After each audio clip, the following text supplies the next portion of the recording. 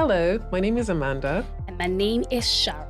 And welcome to the Dear Me Pod. All right, if you're just joining us for the first time, don't forget to subscribe and follow us on all platforms where you listen to podcasts. And if you are joining us for the first time, yes, welcome. Welcome.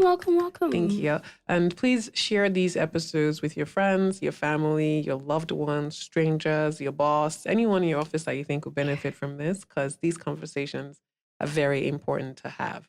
So today we will be talking about mental health, mental wellness. What are some of the myths and the mysteries around it? And then what are the rights that you have as an individual who is either going to get mental health care or living with a mental illness in Nigeria? So it's general mental health awareness. That's what we'll be discussing during this episode. Yeah. So I want to start the conversation first by throwing a question to Sharon. What is your understanding, coming from the perspective of a clinical psychologist, what is your understanding of mental health and mental wellness? Okay, so essentially, mental health has to do with the person's emotional and psychological and social well-being. It's really about your state of mind, how you are socially, and also how you are psychologically. And a lot of times, your mental health state can be seen in the things you do. Your relationships, how you are a functional member of society, and the rest. Yeah. So it's really broad, but yeah. Whenever I talk about mental health, like someone asks me to define it, I always like to use that World Health Organization's definition of mental. It's really long. It really is. But I take out like the 4 points that they mentioned, which is that mental health is knowing who you are, your capacity to do things, your productivity at work, being able to contribute to your society, and even being able to understand that simply because you are not mentally ill does not mean that you are mentally well. Yeah. And that for you to get to a point where you can consider yourself a mentally healthy person is that you're not just surviving, you're thriving. You're not just looking out for, oh, am I okay? Can I think? Can I work? Can I have friendships? But are you continuously investing into maintaining that status? So mental wellness is a continuous experience. It's not just like, it's not a destination that you get to and like, okay, I'm mentally healthy now and that's it. I'm just going to stop here. So that's my perspective of it. I think that essentially alludes to the misconception that a lot of people have and the black and white definition people have that it's polarized. If you're mentally healthy, you're mentally healthy. If you're not, then you're psychotic. I think people don't even understand the fact that you don't have to be delusional or hallucinating to not be mentally healthy. Yeah. Yeah. So people just take it to the extreme of if you're not seeing things, you're not hearing things, you're fine. And they have a lot of mood issues and they're unable to resolve that and they think they're fine. Yeah. And I find this to be very common with Nigerians. Maybe it's just the way we are that if we have a problem, unless that thing is very serious, like it's about to kill us, we will not take it seriously. But if it's just like a mere, a headache here, a tummy ache there, you can definitely just get by. So long as they're making money. Exactly. As long as you're making money. As long as money is coming in, I'm fine. There's no need to go and start bringing. So some people, there's no need to start bringing things that will make me start spending money. It's not malaria. It's not high fever. just leave me. And it's not like that. It really is, because mental health does color your experience of life. If you are not mentally healthy, it's going to affect your perception of life and the kind of life you end up living. So you don't have to be psychotic to be mentally ill. You just have to understand the fact that there are various expressions and experiences of your mental health. If you don't pay particular attention to it, you might be experiencing life less than you should. Yeah, you might be.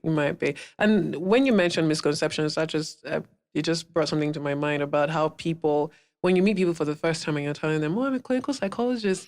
When I first started in 2017, like I used to hear all kinds of questions. So, Can you read my mind? And I'm like, I didn't read witchcraft. I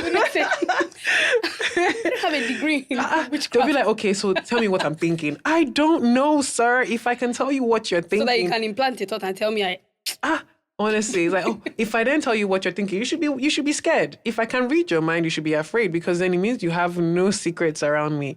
So what I tell people is that as a psychologist, we don't read minds. What we do is we understand behavior, and human behavior is very predictable. Like you can already tell how certain things are going to turn out when you look at the context and the individual that is involved in that context. So we're able to understand and predict behavior. We're not mind readers. At all. Yeah. But what are some other like misconceptions and myths you've heard from Nigerians about therapy, about mental wellness? Yeah, I think one popular one is you're looking for trouble in the sense that, going to care for your mental health is you going to the past to look for past things that you should just allow to rest. Mm-hmm. People will ask you, is it affecting anything? You are Mm-hmm. fine. You're going, why do you want to have to go that route? So it's the idea that caring for your mental health is going into your past to look for things you should have left. Mm-hmm. When actually it's the opposite. Those Mm-hmm. things without your permission are coming into your present because they're determining how you behave, how you perceive things, your reactions, your attitude. So is it not better to know and Mm-hmm. then begin to actively work on remodifying those things? Some people just leave it and leave it in the past when actually it's not even in the past. Yeah. We are a sum total of all our experiences, so it's still here. If you don't Yeah. face it, it's facing you. Mm-hmm. Yeah. So the idea that mental health, caring for your mental health is going into the past is a myth. It's Yeah. not true. Let me not go and bring something that will not be giving me headache and It's sleepless nights. it's But the thing disturbing you, no it need. is it is actually giving you headache and sleepless nights in It your is. present time. It is. And you find people asking questions like, well, why can't I stay in a relationship? Why can't I, have good friendships? Why can't I get True, along with my true. family? But there's nothing wrong with me. And because they don't think there's anything wrong with them, they externalize it and then say it's everybody else but But me them. that has a problem because I'm okay. Then it's when they then come into therapy. And my favorite thing to hear people say in therapy is, I never thought about it that way. Like it's by the time Oh, when they say that, it's like, oh yeah. So you see that there is so much yeah. more to the way you think about the world beyond what you understand in your Yeah. mind. True. Yeah. One misconception for me that is I feel like if there's anything I could do to like take this out of people's mindset, it would make a huge difference is that mental illness is a punishment from God, or that Yeah. like mental illness is like you've done something bad and then the spirits are chasing after you and that's why you're ill. And this is very much connected to our traditional way of understanding health and well-being because traditional like Nigerians and our traditional religious beliefs and spiritual beliefs, we very much connected spirituality with our everyday life. There was no distinction beside from them. So whatever was happening to us in our day-to-day life was as a result of challenges that we are having in the spiritual realm. But it didn't have anything to do with the fact that there are things happening here that are directly impacting the life that you're having here. Yeah. So because of that, that connection still exists even till today, mostly because we are still very spiritual and very religious people. Like you can't take that away from Africans. You can Oh, only just replace it. You can move one religious belief and put another one inside, but you will not take it away from Africans. So now it's not that, your ancestors are or spirits from your traditional lineage are chasing after you. No, it's that God Himself is punishing you for something that you've done, and that's why you're mentally ill. Or the one where people say, you can get over it now. What's that?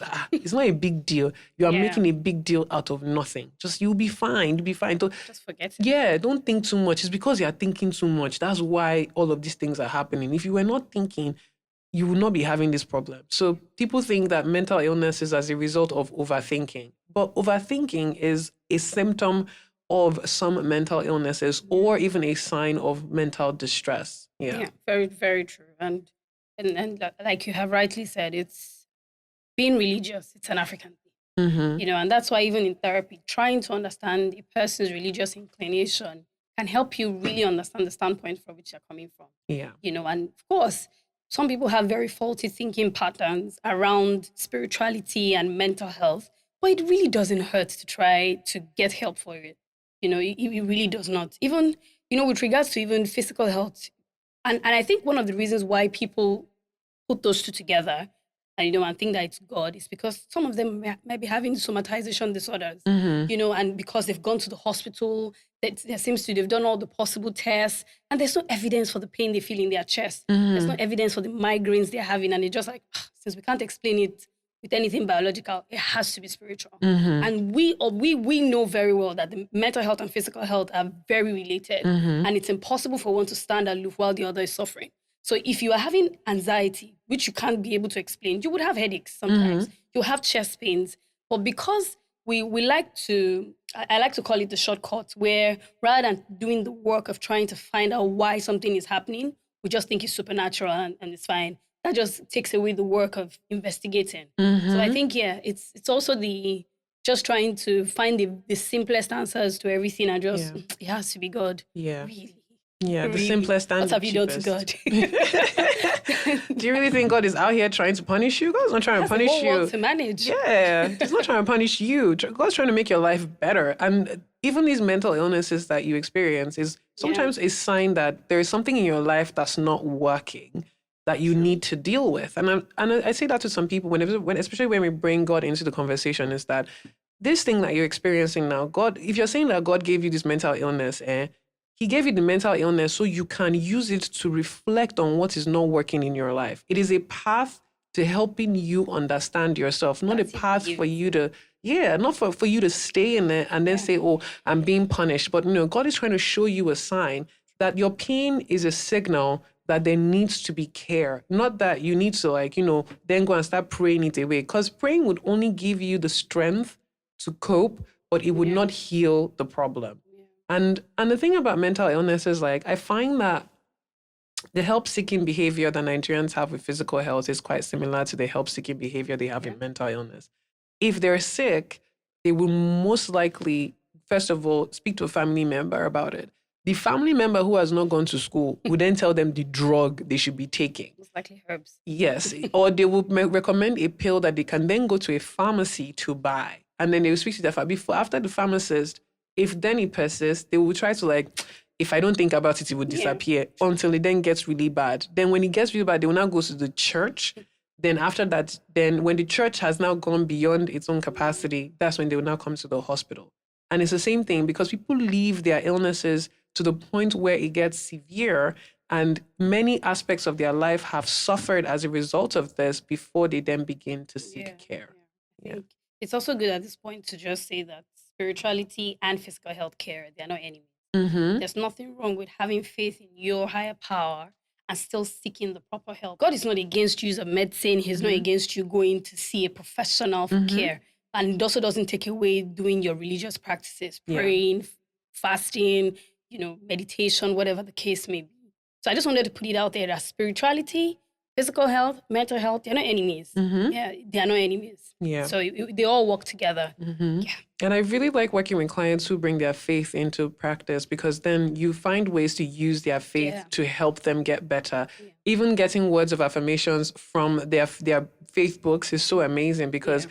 as their spirit is getting renewed, their mind is also getting renewed. Their Sure. relationship is getting deeper with their spiritual beliefs. Yeah. What about the experiences that people talk about in terms of therapy? Like, what are some of, like, the craziest things you've heard about being a therapist or people coming in for therapy? Yeah, okay. So one other thing I think is people's, idea that, the moment they see you, you would give them medication.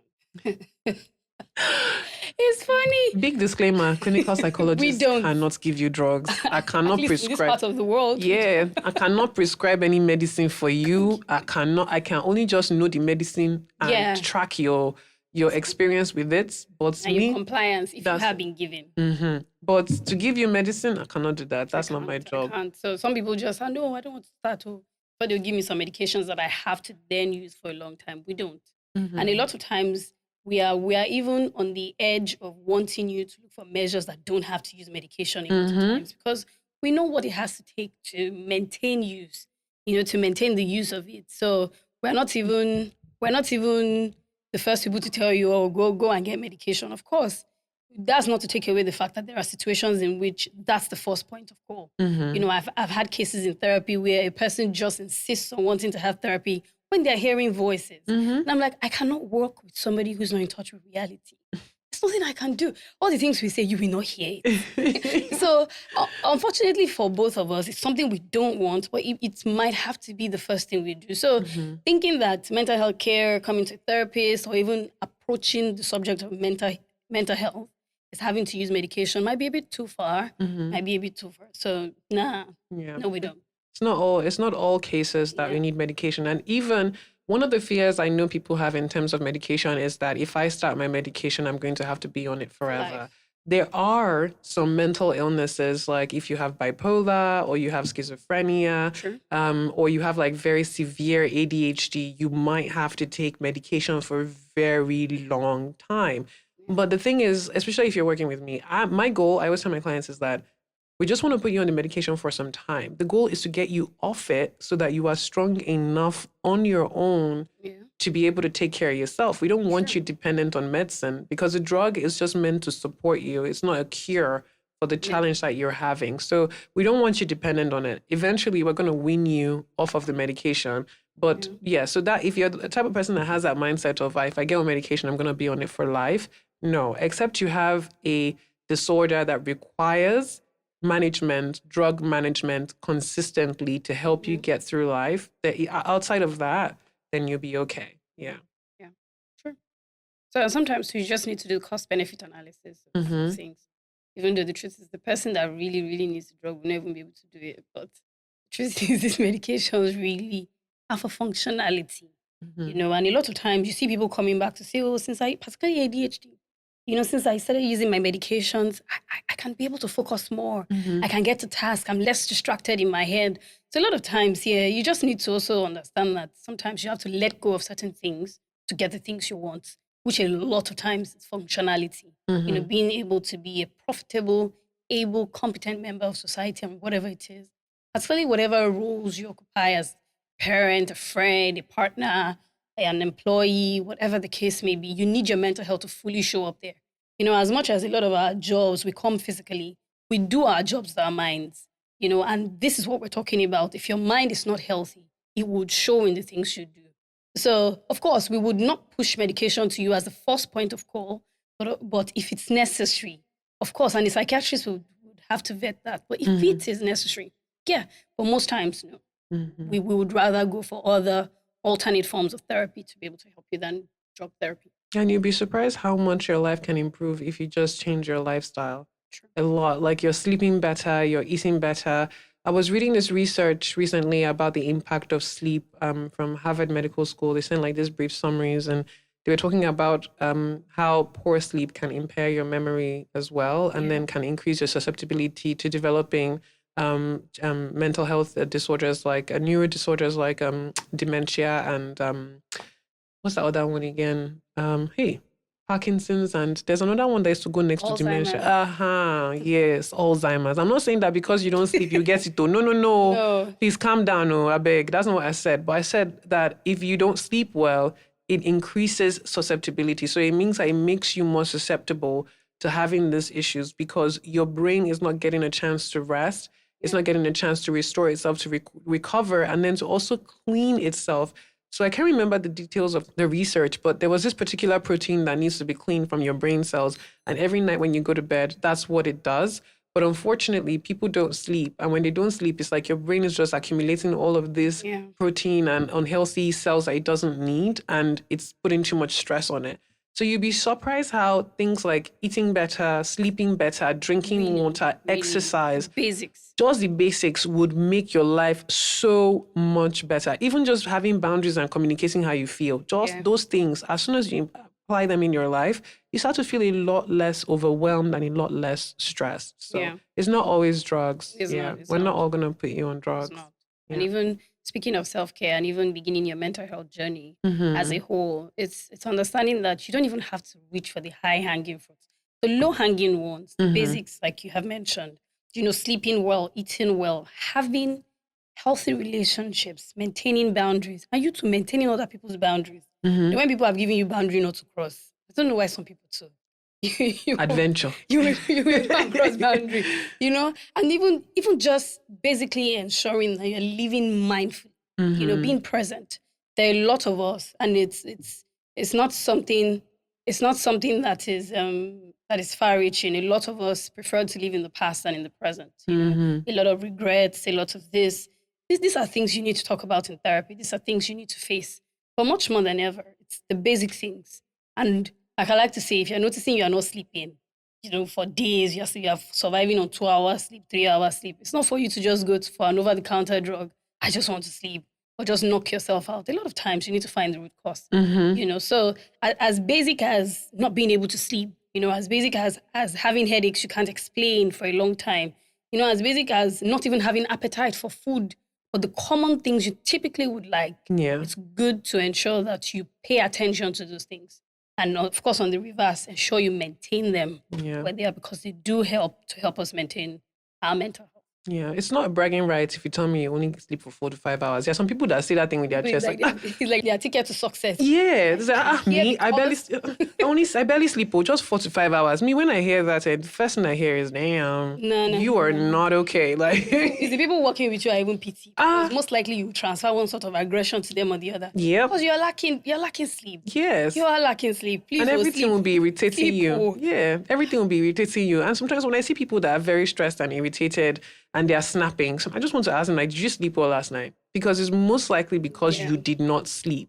You feel groggy, you feel tired, you're irritable, you barely have the capacity to cope with some of the regular stresses that life will give you. And then you also, if you're a supervisor or a team lead that only gets 4 to 5 hours of sleep, you now want to now drag your team members with you and be saying, why do you need to sleep? So because you're not sleeping, nobody should sleep, that kind of thing. So sleep, Yeah. people, sleep. I think what you just said now reminded me of a company I went to speak at for mental health. And I remember of course, they were having issues on being overtaxed, labored with work, and the boss, she just stood up and she said, I remember calling one of you here and you told me you were at the gym.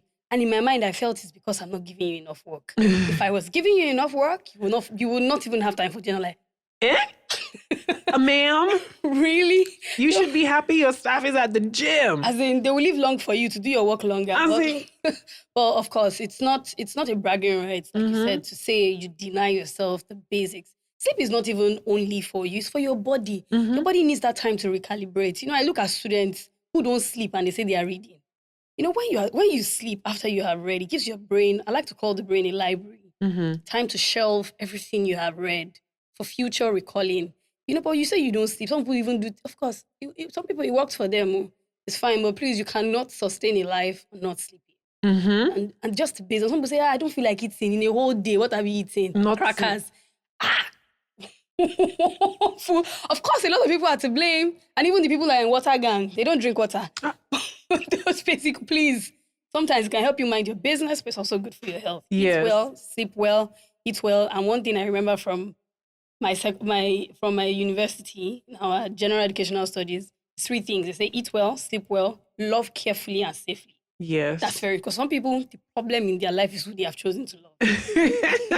Which is like, that's why we're going to have an episode that has to do with navigating relationships with a clinical psychologist who works with couples and does couples therapy. So have that in mind. Keep listening to us, subscribe so that we can have this conversation. So I'll let you guide us to the next part of our conversation. Okay, so it's really how to start your mental health journey. What to do. Of course, if you follow us on Instagram, which you should, we have put things out on various specialists and professionals in the mental health care field. So you can know who to approach. For things, but the basics, you can always start with a therapist. A lot of times we would be able to refer you. Once we speak with you and assess, we can be able to say, okay, probably you need to see this person. Even there are times people come to therapy and I'm like, yeah, I know we've said you're experiencing this chest pain, pain in your arm. Before I say you're having something somatic, let's maybe say somatic disorder, let's just first of all check it out with the doctors. So I would say, please have your checkup. Go to your doctor, let them give you a clean bill of health if possible. Then we can then know that whatever it is that is left is for us. So starting your mental health journey, like we have said previously, is doing the basics, just doing the basics. And when you notice something is off, you can see a therapist and we're here. That's why we're here for you. So from there, and I don't know if you want to add any other thing. Yeah, and I think like a lot of times people ask questions about, I can't afford therapy. What can I do? That seems to be like the hindrance for many Nigerians, is that I can't afford therapy. Therapy is expensive. Therapy is bougie. Only white people do therapy. You can't. Yeah. So, it's fine. If you're not ready, I wouldn't rush anyone, because even sometimes people come into therapy and they are not ready. Because they think like therapy is going to be like, I will tell you all the answers to your problem. Yeah, I'll fix your life. I'm not going to fix your life. You're going to do life. Yeah, you're going to do work. I will guide you, but I would not solve your problem. Yeah. So if you're thinking about, okay, I want to start therapy or I want to start taking care of my mental health, a good place to start is just use Google. Like you said before, the lowest hanging fruit is your phone. And it's a good place to start. Going online and even just typing in, how do I start my mental health journey? What is the first step? Or sitting with yourself to ask yourself, okay, what is the one thing that I have a problem with? Yeah. Or what is one thing that people have told me that is a Sure. problem for me? You can even ask your friends, like, when you look at me and my personality, what is something that you think I should work on or that I can change that will make things better for me? Yeah. Take it one issue at a time. The beautiful thing about mental health is that you might come into therapy and have an issue with your friendship, romantic relationship, family, communication boundaries. Like you have like 10 to 15 things. Just working on one of them has the capacity to touch Exactly. True. many of them. True. So you might come in and you're having all these problems in relationships and you say, let's deal with boundaries. Merely learning how to set boundaries in your friendship, it would translate to learning how to set boundaries at work, translate to relationships and that. So you might not go and spend a lot of time on each of the Yeah. problems, Sure. but by just touching like the first three or even just the first one already opens up the door to solving other things. So Yeah. just find one. Find one thing that you want to work on. Maybe, oh, I want to learn how to communicate my feelings better. I want to learn how to stand up for myself, how to be a bit more assertive. That's a very good starting point.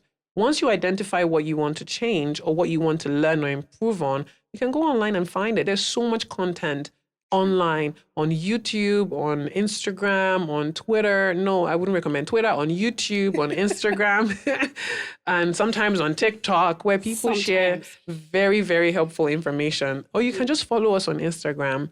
So once you do that, you get all this information that can help. Then if you want to now really work with a therapist, I always recommend start with our consultation session first. Yeah. Like the consultation session gives you an idea of what it is that you're going to work on. If you don't want to do that work yourself or with your friends, you can come in, sit with us. We'll ask you questions. We'll ask you questions about your history, your present day life, your relationships. We'll go all round with you. And from that conversation, we'll then be able to identify and say, okay, these are some areas that we think are worth investigating further. Maybe Yeah. there needs to be a diagnosis of a mental illness for treatment, or would say things like, okay, these are the things that we think you should work on in therapy if you choose to continue in therapy. You can also have a mental health assessment where we do is like we administer screening tools that cover like job tension, your relationship with sex, your relationship with family, your friends. We give all these tests, and based on the report you give us from the test, we'll do like a review of your responses, and then Yeah. we can give you an idea of these are some things that you might be struggling with or that you need help with. So there are avenues that you can start with. You don't have to go straight to therapy first. There are spaces that you can start. You can start first with screening, you can start with consultation, you can Yeah. start with going online, doing your own work, journaling, exercise. You can even just go for talks, you know? When mental health clinical psychologists or therapists have talks at events, go for them, Yeah. sit Sure. there. Yeah, show up, ask questions, speak to them after the event is over. That's like a good way to Yeah. start because it's free. All you're Sure. paying for is your transportation to be there. Yeah. And these professionals are coming in to share their wisdom with you. So do it. So those are some ways that you can start that is not too burdensome, especially financially. Yeah. Yeah. And speaking of that, I think so many young Nigerians have done exceptionally well being able to even bring therapy to us at very subsidized rates. Of Mm-hmm. course, a lot of them are not particularly therapy, a lot of them are listeners. Mm-hmm. But it's the first step. It's the first Yes. step. And I think that that's one hindrance that people usually have, the hindrance of the pricing, Mm-hmm. how will I go there? Thank God for technology. Thank God for technology. We Mm-hmm. have virtual sessions. So of Yeah. course, if you're concerned about, oh, I'm in this country and I would prefer this, of course, we have that way we can have sessions virtually. It doesn't have Mm-hmm. to be in person. Yeah. And yeah, so there is help. Really, there Mm-hmm. is help. A lot of free help. Just go on Instagram. People are doing brilliant work, Yeah. amazing work, Yeah. to bring mental health awareness, mental health care to your doorstep, just on Yeah. your phone. Yeah. Yeah, Yeah. And even with like NGOs as well, they are like doing a lot. champions.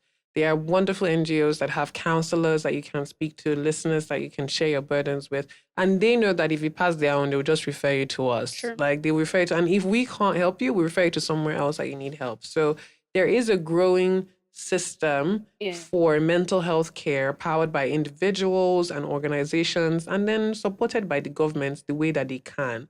And that then takes me over to the final part of our Yeah. conversation, which is the mental health bill. So prior to this, we were all working with the lunacy. We're working with the lunacy agreements. Let me just As call the it name that. suggests. That's and as the name suggests, is that if you're not mentally stable, you're mad, and you don't really see how much these policies we have in our country affects the way that we perceive certain things until Yeah. it changes. So Buhari, the only good thing that I know he did before he left office was to sign the mental health bill. He should come and fight me in my house, and we'll see. We'll fight. Honestly, he should come and tell me what else is done. But I think that was one of the best things he did for us, because I don't think that Tinubu would have done this at all. He doesn't seem like the kind of person that really cares about your wellness. So what Buhari did was that he signed a mental health bill into law in 2023. And one of the things I like about this bill is the rights that it gives individuals, because now you know what you have the legal rights to do, what you can ask for, what you can Yeah. demand for, and how you are protected by the country. Unfortunately, we still have not decriminalized suicide attempt. I was reading yesterday about there was this gentleman who had climbed like a mast in Abuja, and he was about to kill himself. He said, well, he didn't. He wasn't going to kill himself. Actually, it wasn't even attempted suicide. He said he did it as a protest against the economic state, the socioeconomic climate in the country. That's what he said. So I can't speak on his behalf, but when he did that, there was a woman who was there with a speaker, and she was just shouting, "We need you here. We want you to be here. We want you alive to be here." So typically in Nigeria, I don't think you'd have seen something like that. You probably just see people shouting, "Hey, hey, hey, hey, hey." But the fact that there was someone who could come and say that, let's not talk about the quality of her support, but the fact that there was someone who could respond Yeah. is a good step forward. It means a lot that there are people who are having conversations about Mental suicide health. and mental health in spaces that are not just our private areas. So what we want to do now is to let you people know what are some of the rights you have as a person with mental health conditions. We cannot cover everything. But if you want the bill, we will send it to you. You can just send us an email at support@dd.me and we will send it to you. But we're just going to touch on a few of them so that you know what it is that you have the right to do, what is legal, what is illegal, what you can ask for, what is, yeah, so pretty much that. Yeah. So do you want to start? Okay. I think one that particularly caught my eye was the one where violence against a person with mental illness, Mm-hmm. when it's witnessed by someone else, Yes. they have the right to immediately report it. So you cannot hide under the cloak of this person has a mental illness. So hence the dehumanizing treatment, the Mm-hmm. beating and tying and Yeah. chaining up. The fact that if you witness a person who has mental illness being treated wrongly, you should report it. Yes. Yeah. So Yeah. I want to believe that not reporting it would be an offense. Yes, of course. That's what it means. So if you the type of person you go to your church and you see them that they're flogging someone because the person has mental illness, or even just on your street self, and you see that they're flogging them, they've chained them, and it says because they are mentally ill and they are possessed by an evil spirit, you can report to the police. It is illegal. Prior to this, it wasn't. People, and as much as it goes against your human rights, Yeah. it wasn't something that you were protected as a person with a mental health condition. But what this bill does is that now, if you witness that, that person is entitled to protection by the police. So Yeah. you can report it. Another thing I want to talk about is like employment rights, where people think that because I am mentally ill, I do not deserve a job, I can't get paid. If I'm struggling with a mental illness, my employer should not pay attention to it. So what the bill states is like, if you're a person with mental health condition, you have equal access to employment opportunities, and you also have the right to receive remuneration for the work you have done, Yeah. similar to a person who does not have a mental health condition. So as long as you're doing your job and you're showing up, you deserve your pay. And people cannot say they're not going to hire you, or they're not going to pay you, or they're going to terminate your employment because you are suffering from a mental health condition, either one that happened in the past or is ongoing, or that you're receiving treatment for it. So because you go to therapy, your boss will not come and say, "Oh, mom, because you did good therapy or you're receiving psychiatric care, we cannot work with you here." That is against the law. You have a right to gain employment Yeah. and not be terminated unlawfully because you have a mental health condition. If you are a person, like if your employer has reasonable cause to believe that you're suffering from a mental health condition that impairs your work or affects the output of your work, what they are meant to do is assist you to get mental health care. They're not meant to fire you. So that is what your rights covers. So if your boss fires you because you're receiving treatment or because you're having a mental illness, it is illegal. And I think you can take it up in court. I think we'll probably have to have a lawyer on the show to go further into this. So your employer, upon awareness that you are struggling, should provide you with support and not fire you. And this also extends to your housing. You cannot be evicted from your place of residence because you are mentally ill. If somebody does that to you, it is against the law. You can't do that. You can't say, oh, I'm a landlord and I just found out that my tenant is struggling with schizophrenia or you're struggling with depression. We cannot have that kind of person here because some people still think that mental illness is contagious. Yeah. So they don't want that type of person there. So you will not affect. And then you now tell your mom, we cannot have you here anymore because of what you are dealing with. They cannot do that. It is against the law to do that. So the rights protect you employment. It protects you in terms of housing as well, so that you are not unlawfully or illegally removed from spaces that you have a right to be in because of your mental health status. Yeah. So generally, I think the law protects your right to get service, to pay for service. So whatever rights somebody who does not have or is not managing any mental illness has, you do have the right to purchase things, to patronize a business. You have the right to engage in things. So that protects our rights, to access services, and there's also the right of privacy and dignity. Yeah. Even to speak to what you said on letting your employers know, of course, I've had people who are concerned about if I let them know, how would they handle it? Yeah. It's a crime, to put a person's confidential business out there. Yeah. To just begin office gossip or street gossip. Do you know this person is this? This person is that? Yeah. The person has the right to confidentiality, of their mental health history, their mental health care. They share it when they want to. That's clearly when you feel that letting these people know would help get you more support. Yeah. But aside that, you have a right to confidentiality. You have a right to privacy and dignity. You also have a right to legal representation, so that you have a mental health condition does not mean you don't have a right to appoint a lawyer, to represent you in any manner. You do. You do have a right to get legal services. Yeah. So it's essentially, the law really does help understand that somebody who's managing a mental illness and somebody who's not should not be separated in their rights to actually be citizens of this country. Yes. You can effectively function as a citizen of this country, irrespective. Even with your right to physical health, that you're having a mental illness does not mean we cannot treat you or go somewhere else. This is not your hospital. No. Even in mental health care, if you see a person who's having physical illness is the first point of call. You cannot have a person bleeding and you won't talk about how they're feeling. It's not going to work. Yeah. So usually I ask, are you having any sort of this? Are you in danger? Are you this? Particularly for the person who is attending to people who are in danger or sexual and gender-based survivors. Yeah. You want to know about people's physical health. So irrespective of your mental health state, you have a right to get physical health care. Yeah. You have a right to privacy. You have a right to dignity. You have a right to legal representation. You have a right like anyone else. Yes. You do have a right like anyone else. Yeah. And especially with consent to treatment, we can't just start treating you. And I'd try to make sure I let every client know that before we can start any form of treatment, because therapy is treatment, as much as people think it's just, let's sit down and just have a conversation. It's not just sit down and have a conversation. I'm delving into your mind. I'm exploring crevices of your mind that you probably have never been into. You need to give me consent to access such a very private part of your life. So whenever you're getting treatment, we cannot give you treatment if we do not have your written consent that you have voluntarily said, this person can provide me treatment. You can diagnose me. You can make treatment recommendations for me. You can let me know what the discomfort is, the risks, the consequences.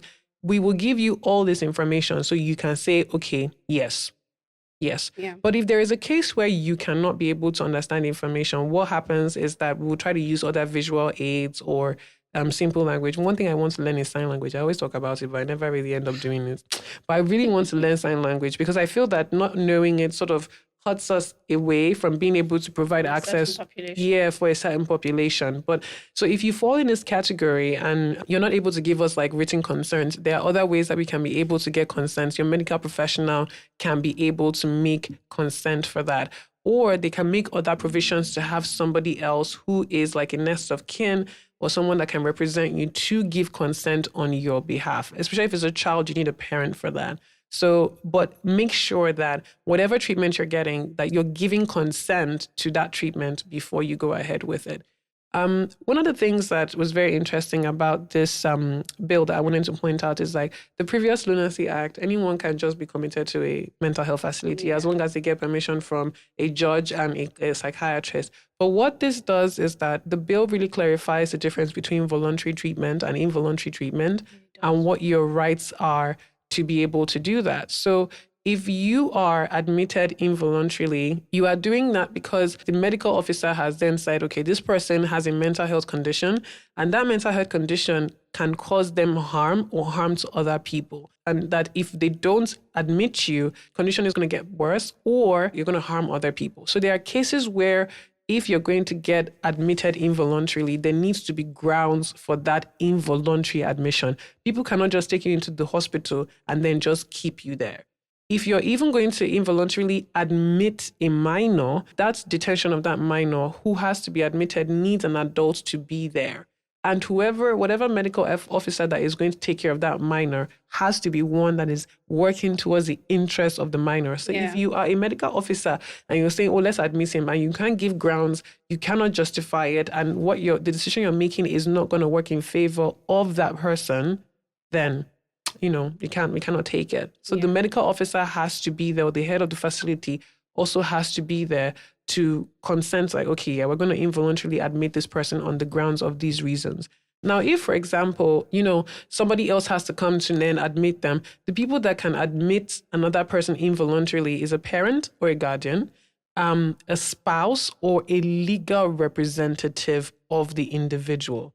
There are many more that are given, like government agents, law enforcement officers, and that. So you need to read more about it. But the first three are the parent of the person, the guardian of the person, the spouse of the person, and then the legal representative. And it's in that order. Your parent first or your guardian. If they're not available, your spouse. If they're not available, another legal representative can involuntarily admit you. Now, if after a while, they've involuntarily admitted you, and then you now become okay, you yourself can then decide to check yourself out. So you have the power to say, I am okay, but of course the medical officer has to approve of that. But you can check yourself out. So you don't have to stay there and be like, okay, I'm a prisoner in this place because I was involuntarily admitted there. So you need to be evaluated. You need to receive treatment for a period of time from your admission. Right? So we can't go into much detail because of the extensiveness of it. So maybe one day, one of the episodes, we're going to have someone come and sit with us and really go deeply into it. But what we want you to know is that as a person living with mental health conditions, you do have rights that protect you in this country. And people cannot just treat you anyhow simply because you're mentally ill. Not the medical officer, not the clinic, not your landlord, not your boss, not your friend, family member, your spouse, none of that. You are protected by the law. Yeah. Okay, so we've come to the end of today's episode. This is very nice to talk about. It's always a refresher having to go back and, remind yourself, of your work and what you do and why you do it.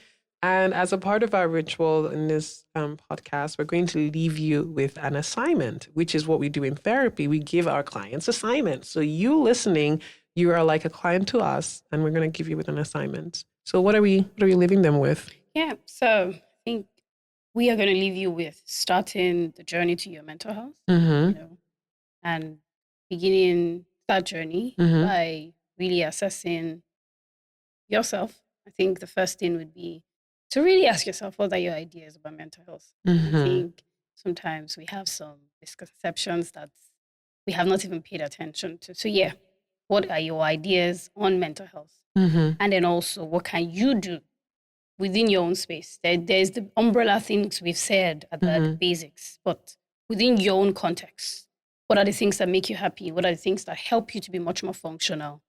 Taking note of those things and being intentional about them. Yeah. So that is challenging your own misconceptions about mental health and then Yeah. taking a step towards caring for yourself. So the next episode that we come on, we're going to ask you how you're doing with that assignment, okay? And if I see you out in the streets and you're like, oh my God, Amanda, listen to your podcast. I listen to your episode. I'll be like, okay. Have you done the last Have you done this? assignment? Yes. Have you done the last assignment I gave to you? Yeah, show me the receipts. So thank you all so much for listening today. It was great such having you all here. Yeah. Don't forget to subscribe. Don't forget to follow us on all platforms where you listen to your podcast and to share this with your boss and to share this with your loved ones, to share this with your friends, your families, and even strangers on the road. Yeah. Okay? And we will see you at the next episode. Bye. Bye.